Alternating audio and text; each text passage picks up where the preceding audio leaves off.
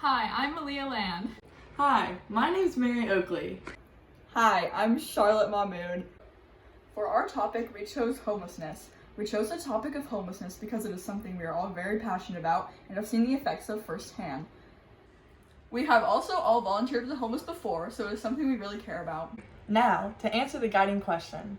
Since the latter half of this semester has been discussing war, tensions, and other conflicts, what responsibilities do people have to create a better / more sustainable / less conflicting future? People have the responsibility to create a better living environment for the homeless. People should volunteer at soup kitchens and other places that help homeless rates. People can also donate and advocate for more homeless shelters to be built where underprivileged people can live for a while to get back on their feet. There should be more job opportunities that are willing to hire them so they can start to make money as well. Also, many homeless people suffer from addiction, so rehab should be open for free so they can start the recovery. Additionally, mental health is another problem within the homeless community. There should be free counseling and medications so that they can control their mental health. People should be willing to help with these specific needs to make for a better and brighter future for the homeless population. Colonial America is believed to have been the origins of homelessness. This is due to King Philip's War of 1675 to 1676 against the native people, which caused many colonies to be driven out of their homes.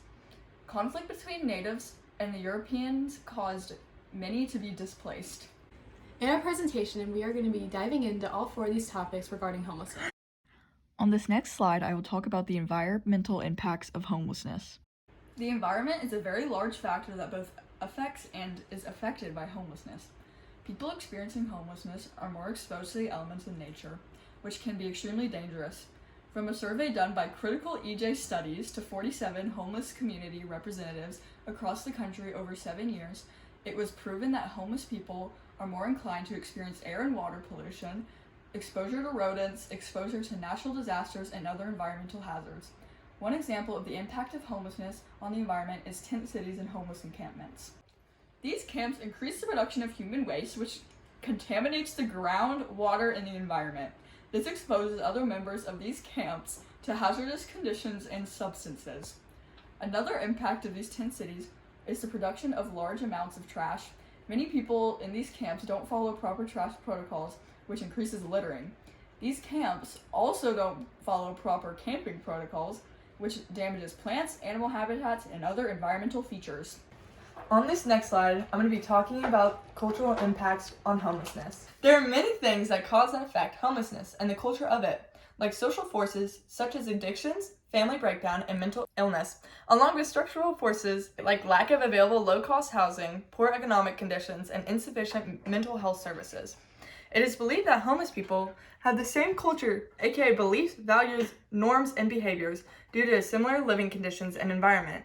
People who have spent a long time in homelessness show signs of impulsive behavior and early life transiency. In many cultures, homeless people are looked down upon. One example of this is the Hindu caste system.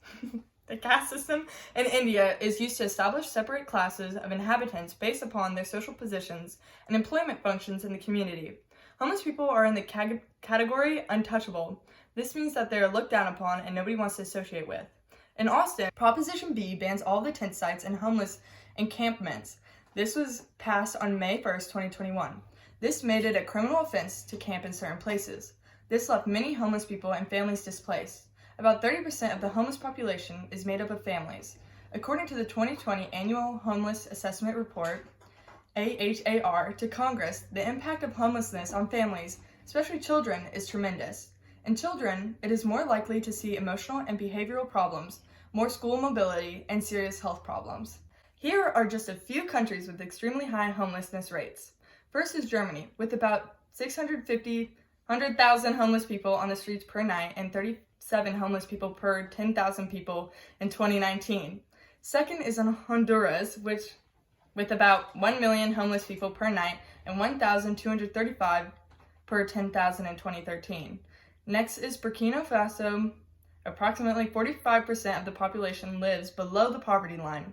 This is many people, considering the population is about 20 million. In 2007, in Nigeria, the homeless population per night is approximately 24,400,000 and 1,658 per 10,000 are homeless. I will be going through the economic impacts for the homeless on the next slide. Homelessness affects you, whether or not you're actually homeless. This is due to the fact that it affects the economy. Many people are put into homelessness due to a poor economic situation, such as no job opportunities, unaffordable housing and healthcare, and insufficient wages. Homelessness is an economic issue due to high consumption of public resources from homeless people. Since most homeless people are unemployed, they generate expense rather than income for a community. This affects the taxpayer, since they have to pay $35,578 per year per chronic homeless person in the USA. This amount went down by 49.5% once the homeless person was put into supportive housing. Homelessness also causes the government to lose money, around $38,146 per person experiencing chronic homelessness per year is spent on public services, according to a 2017 study in California. However, once said person received housing, this also went down tremendously by 60%. If money was spent on getting housing for homeless people, it would decrease the amount of tax money needed to be paid and cost the government less money. Overall, it would cost $20 billion to end homelessness in America, which may seem like a lot, but in reality, it is not.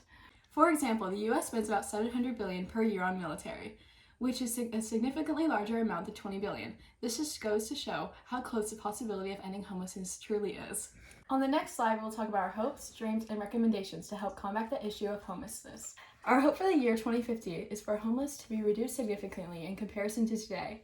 We hope that streets will be cleared and that homeless people will be able to have a place to call home. This dream can be achieved in many ways, as long as things change and we put the work in. Go. One technology that could be advanced in order to achieve this goal is to improve the technology used to find human services and available housing. Finding these certain things is not as easy as just typing into Google. It is much more difficult due to many factors, such as a lack of trustworthy and reliable sources and eligibility requirements. Some certain places have special portals and databases that allow you to find these services much easier. Leveraging technology, we have been able to streamline processes to find and apply for affordable housing.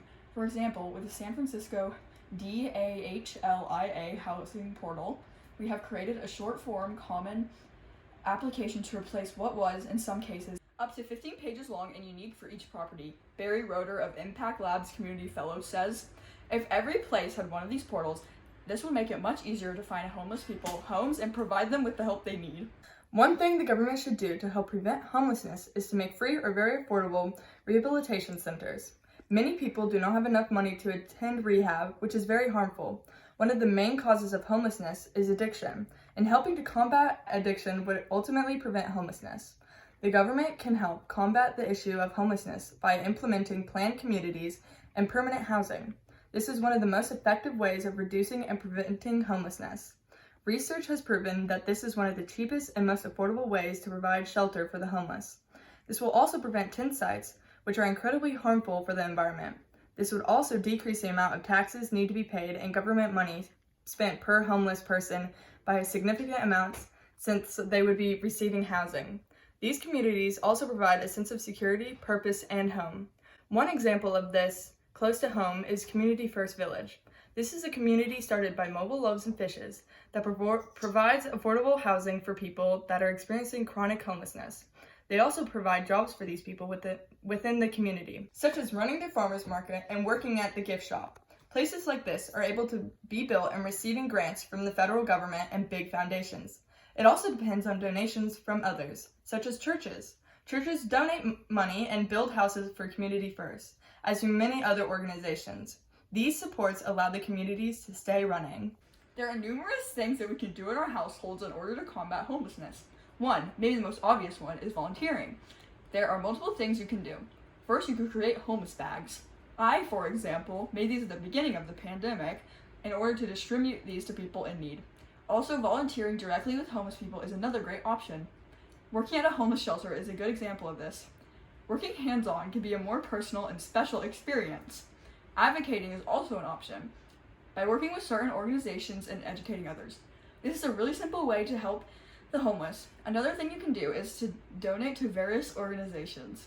This could be money, clothes, food, or household goods. You could donate these to places such as American Red Cross, Green Drop, One Warm Coat, and many others. More locally, you could donate to churches and homeless shelters. Although these things may not seem like much, it makes a huge difference. If everyone puts in the work, it is our hope that we will be able to make a significant difference in the lives of the homeless. Thank you for listening to our presentation. We hope that this inspires you and others.